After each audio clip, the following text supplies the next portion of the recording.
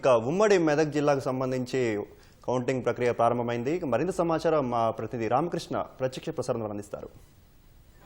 ఉమ్మడి మెదక్ జిల్లా వ్యాప్తంగా పోలింగ్ సంబంధించినటువంటి ఏదైతే ఈ కౌంటింగ్ జరుగుతూ ఉందో ఆ కౌంటింగ్ మున్సిపల్కి సంబంధించినటువంటి కౌంటింగ్ ఇప్పటికే ప్రారంభమైంది. పోలీసులు 3 అంచెల భద్రత నడుమ అయితే మాత్రం ఈ కౌంటింగ్ ప్రక్రియ కొనసాగుతుంది. క్షుణ్ణంగా గుర్తింపు ఏదైతే గుర్తింపు కార్డులు ఉన్నాయో వాటిని పరిశీలించిన తర్వాత మాత్రమే లోపలికి అనుమతిస్తున్న పరిస్థితి అయితే కనపడుతూ ఉంది. మొత్తంగా అటు ఉమ్మడి మెదక్ జిల్లాలో 3 జిల్లాలు ఉంటాయి. ఇటు సంగారెడ్డి, అలాగే మెదక్, అలాగే సిద్దిపేట, ఈ 3 జిల్లాల్లో కూడా ఈరోజు ఆయా మున్సిపాలిటీల జిల్లాల పరిధిలో ఉన్నటువంటి మున్సిపాలిటీలలో అయితే మాత్రం కౌంటింగ్ ప్రక్రియ కొనసాగుతూ ఉంది. నిన్న పోలింగ్ సమయంలో జరిగిన ఈ గందరగోళాలకు మొత్తం పోలీస్ బందోబస్తు మాత్రం పటిష్టం చేశారని చెప్పుకోవచ్చు.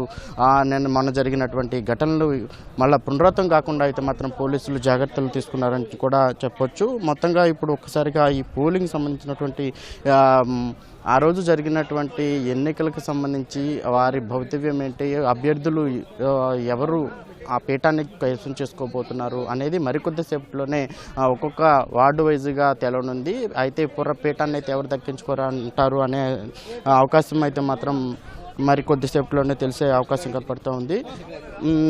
సంగారెడ్డి జిల్లాలో మొత్తం 11 మున్సిపాలిటీలు ఉన్నాయి. అలాగే మెదక్ జిల్లాలో మాత్రం 4 మున్సిపాలిటీలు. అదేవిధంగా దీనికి సంబంధించిన ఇటు మెదక్ జిల్లాలో సంగారెడ్డి జిల్లాలో 11, మెదక్లో 4, అలాగే సిద్దిపేటలో 4, మొత్తం కూడా 19 మున్సిపాలిటీలు అయితే ఈరోజు జరుగుతూ ఉన్నాయి.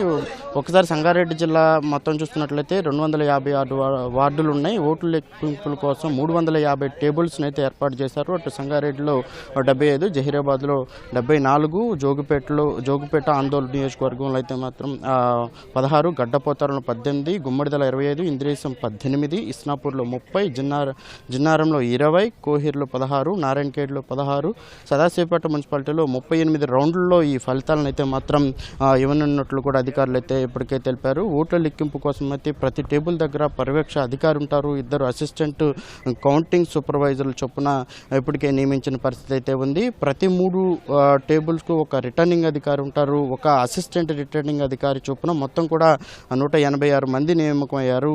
మొదట ఈ పోస్టల్ బ్యాలెట్లు ఏవైతే ఉన్నో ఆ లెక్కింపు అయితే కొనసాగుతూ ఉంది. అటు మెదక్ జిల్లాలో చూసుకున్నట్లయితే మెదక్ జిల్లాలో మొత్తంగా 4 మున్సిపాలిటీలకు గాను 75 వార్డులు ఉన్నాయి.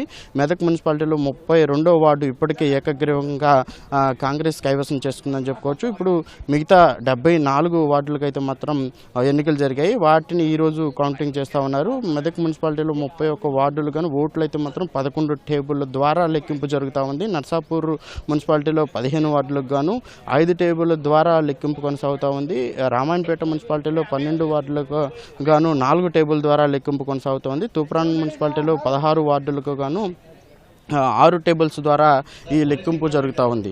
అలాగే సిద్దిపేట జిల్లాలో అయితే మాత్రం 3 మున్సిపాలిటీలు చూసుకున్నట్లయితే చేరియాల మున్సిపాలిటీలో 12 వార్డులకు గాను 7 టేబుల్స్ ఏర్పాటు చేయగా 2 రౌండ్లలో అయితే మాత్రం ఈ ఫలితాలను అయితే వెల్లడించే అవకాశం కనపడతా ఉంది.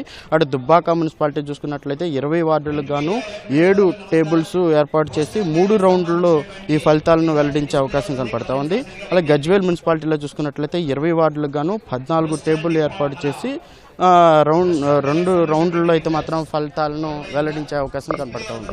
మొత్తంగా ఈ ఫలితాలు అయితే మాత్రం మధ్యాహ్నం వరకు కూడా ఫలితాలు వెల్లడించే అవకాశం అయితే కనపడుతుంది. దానికోసం అధికారులు కావచ్చు, అలాగే పోలీసులు అయితే మాత్రం పటిష్ట బందోబస్తు ఏర్పాటు చేసి ఈ ఫలితాలను అయితే వెల్లడించే విధంగా అందరు సర్వం సిద్ధమైందని చెప్పుకోవచ్చు. కెమెరామెన్ మొహమ్మద్ షాతో రామకృష్ణ, ఈటీవీ న్యూస్, సంగారెడ్డి నుంచి.